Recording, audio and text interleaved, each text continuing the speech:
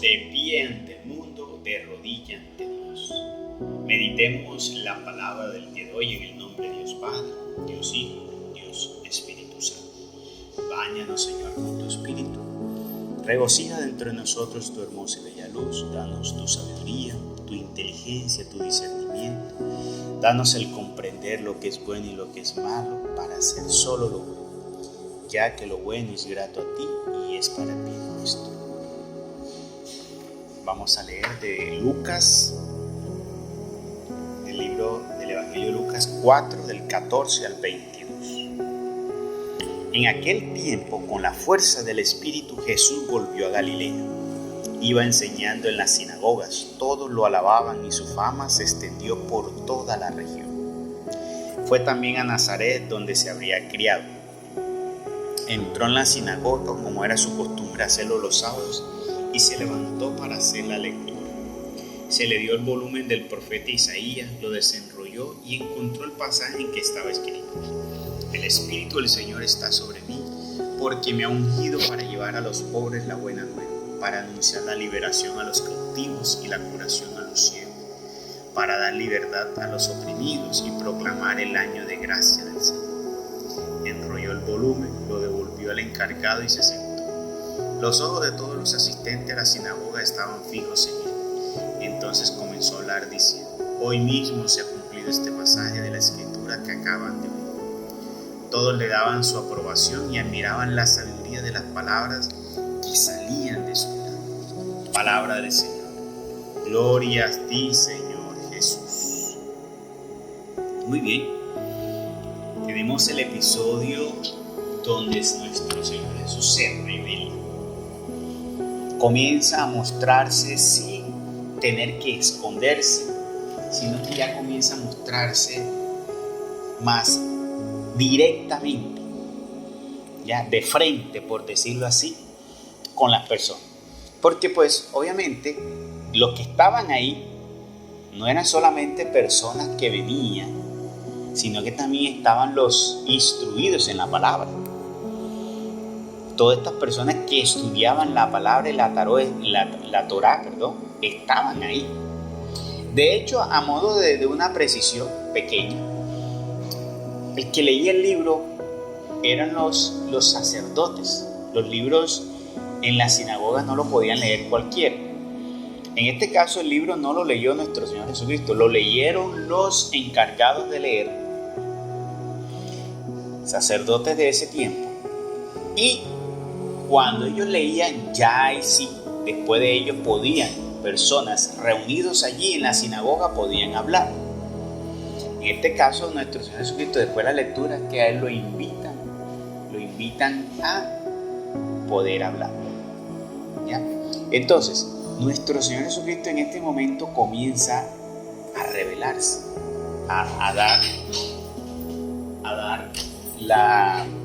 a mostrarse realmente como quien es, como lo que Él vino a ser, pero sobre todo a dar a entender quién era Él, En este momento usted se puede imaginar cómo quedarían cuando Él les dijo que el Espíritu de Dios está sobre mí, porque ellos sabían que el Espíritu de Dios iba a venir, era sobre el Mesías. Entonces, es allí donde llegan, como que dice, quedaron. No muestra aquí, no lo dice la palabra de Dios, pero me imagino que todos estos levitas, sacerdotes, saduceos, los que iban, estudiosos, tuvieron que haber quedado como los fariseos, que nada de eso les gustaba ni les parecía. Pero también sí muestra la palabra donde dice que de todo lo que él hablaba, las personas, las otras, quedaban muy contentas. Quedaban aquí, dice aquí, que todos le daban su aprobación y admiraban la sabiduría de sus palabras. Ese todo se refiere porque si fuese así que todos los que estaban en el templo, los que venían del templo, le aprobaban todo eso, pues no lo hubiesen crucificado. Este todo aquí se refiere a lo que era, como dice el pueblo en general, que acogió, porque quien en realidad acogió a nuestro Señor Jesucristo fue el pueblo. Mira que la iglesia en ese momento, por los fariseos y sacerdotes, sumos sacerdotes, no lo acogieron. no hubo ninguno, solamente y escondida lo de Nicodemo, que lo aceptó a escondido. Pero entonces, ¿qué nos quiere mostrar hoy esto con la palabra hoy el Señor?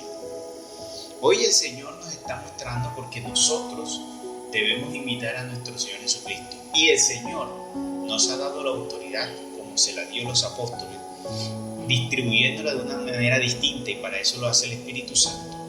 Y guiados nosotros por el Espíritu Santo para hacer la obra. Como dice aquí, el Espíritu Santo guió a nuestro Señor Jesucristo, lo llevó hasta Galilea y a Nazaret. O sea, él iba siendo dirigido por el Espíritu Santo. Bueno, pero para nosotros ser dirigidos por el Espíritu Santo necesitamos algo que es la comunión total con Dios. En la primera lectura nos dice que esa comunión con Dios está en el cumplimiento de sus mandamientos y en el amor a Dios. Es más, no en el cumplimiento, en el amor a Dios, en amar verdaderamente a Dios. Porque si tú amas a Dios, dice aquí que tú cumples los mandatos. Y algo también como para desvirtuar a aquellos idólatras y aquellos impíos de la comunidad LGTBI que dicen que ellos se unen por amor y ellos buscan avalarse que porque ellos se aman, entonces Dios le va a avalar esa unión que hacen ellos de homosexualidad. No, es falso, porque mire, le voy a leer para que ustedes le lean a ellos. Mire lo que dice aquí. Conocemos que amamos a los hijos de Dios en que amamos a Dios, ojo, y cumplimos sus mandamientos. O sea, no, conocemos, dice aquí la palabra, se conoce que una persona verdaderamente es hijo de Dios porque ama a Dios y a sus hermanos y cumple los mandamientos de Dios y cumple los preceptos de Dios. Y eso está dentro de los preceptos. Cuando Dios dictó en el libro de Levítico a Moisés, se le dijo: no se una hombre con hombre ni mujer con mujer. Entonces eso es falso.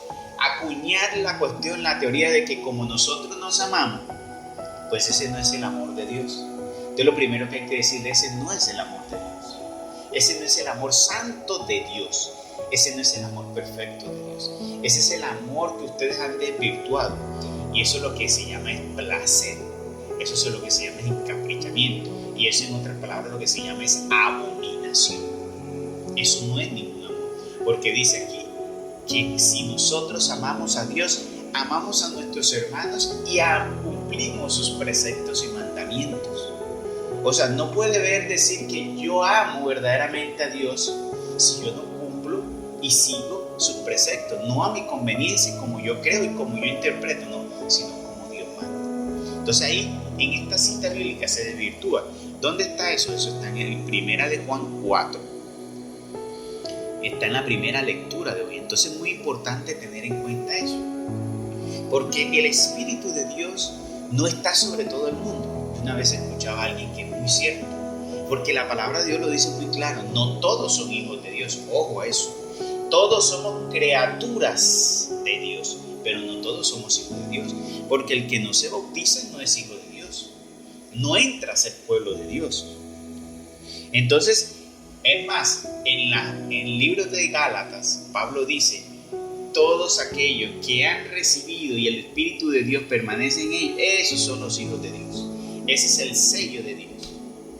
Entonces no puede ser que vamos a decir que somos hijos de Dios simplemente porque predicamos una palabra o porque yo voy a una iglesia, ¿no? Ser hijo de Dios significa tener la comunión con el Espíritu de Dios, que es dado en el amor verdadero a Dios, que es obediencia. Que amor a Dios sobre todo es obediencia. Es imposible que yo ame a Dios si no haya obediencia en mí. En el momento que yo decido hacer las cosas como a mí me gusta y me parece, porque creo que lo que Dios manda es exagerado, yo no estoy amando a Dios. Al contrario, estoy retando a Dios. Me estoy apartando de esa gracia con Dios. Entonces, Jesús fue una persona que no tuvo miedo en predicar la verdad delante de todo el mundo. Nosotros no debemos tener miedo en defender la verdad, defender los preceptos y mandamientos de Dios y ese amor de Dios mostrarlo. Pero mostrarlo ¿qué? Como Dios manda, en mi obediencia y en el amor hacia mis hermanos. No puede ser posible decir que tengo el Espíritu de Dios si no sigo obedientemente los mandamientos y preceptos de Dios y no amo a mis hermanos. Ahí está verdaderamente